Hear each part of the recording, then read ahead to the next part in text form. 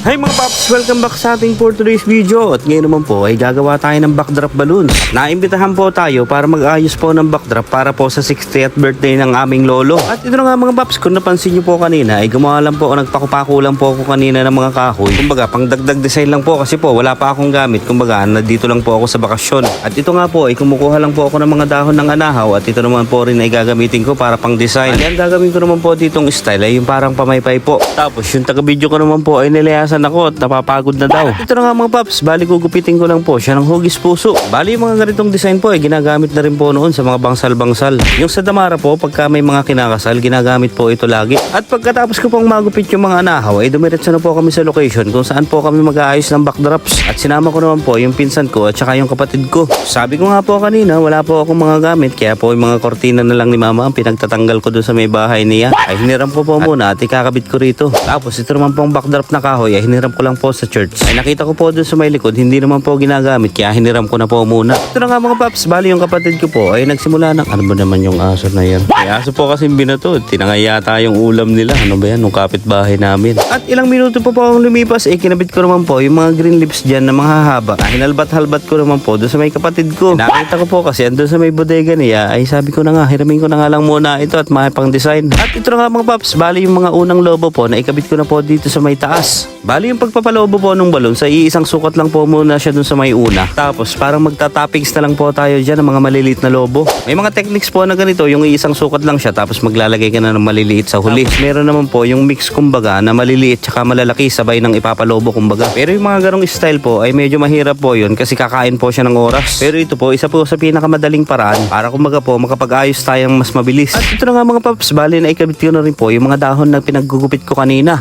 At pagkatapos po ng mga dahon ay ito naman po mga nilettering ko na pangalan ni Lolo ang ilalagay natin dito sa may tela na itim. Bali illustration board po yan, tapos ginupit-gupit ko lang, tapos pininturahan ko po ng gold paint. At ready na po ang ating backdrop para po sa birthday party. O baka po may magpapasetup dyan, PM is the key, dito lang po around Baler, San Luis, Maria, Di Paculaw, yung mga abot lang po. Pero pagkasiguran na, malayo na po yun. Ito na nga mga paps, ilang oras po ang lumipas ay unti-unti na pong nagdadatingan ng mga bisita. Muli po oras po ang lumipas at nagsimula na po yung party. Nagsimula na rin po magbigay ng mga message yung mga piling mga kamag-anak para po magbigay mensahe kay Lolo Loring.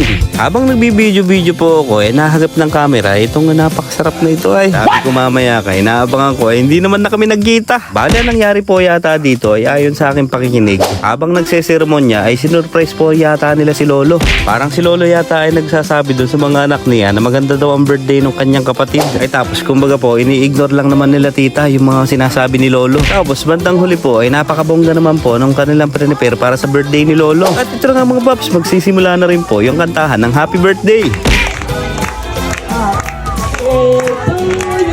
Kanta pa, kanta.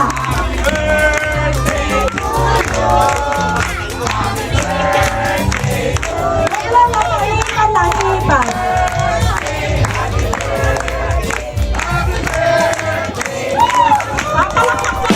At yun na nga mga paps, bali kung napansin po ninyo ay nagbit na po ako doon sa may gitna. At yung kanta po ng Happy Birthday ay hindi na po malaman at may nagsisimula po tapos may patapos na. Tapos may mga hindi po nakanta. At bali ako na rin po yung nagsilbing photographer doon po sa event. Bali pagkatapos ko po kasi mag-ayos ng backdrop, akaw pero yung anak ko ay nagsasandok. Ay sabi ko po kasi anak, pagka ganitong mga event, pag imbitado ka ay wag ka mahihiya. Mahiya ka pagka hindi kayo inimbita tapos nagpunta ka. Pero joke lang po. Isa po sa nakakatuwa yung mga hindi mo po expected na tao tapos pupunta sa event mo. Yung mga ganun po mga nakakataba ng puso, yung mga darating po talaga na hindi mo inaasahan. At pagkatapos po ng party, ako naman po ay nakapagsayawan sa barangay at malapit na po ang piyesta. At maraming salamat po sa pa-welcome ni Kuya Tong Olivar.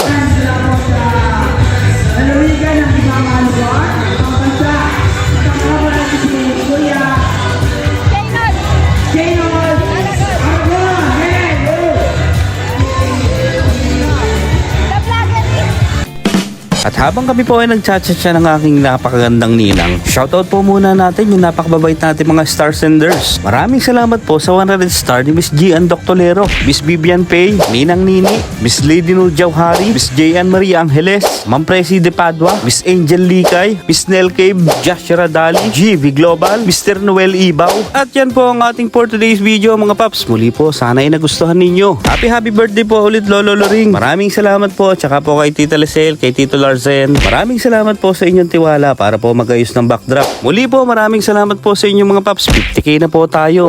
Maraming salamat po sa inyo. Mabuhay po kayo.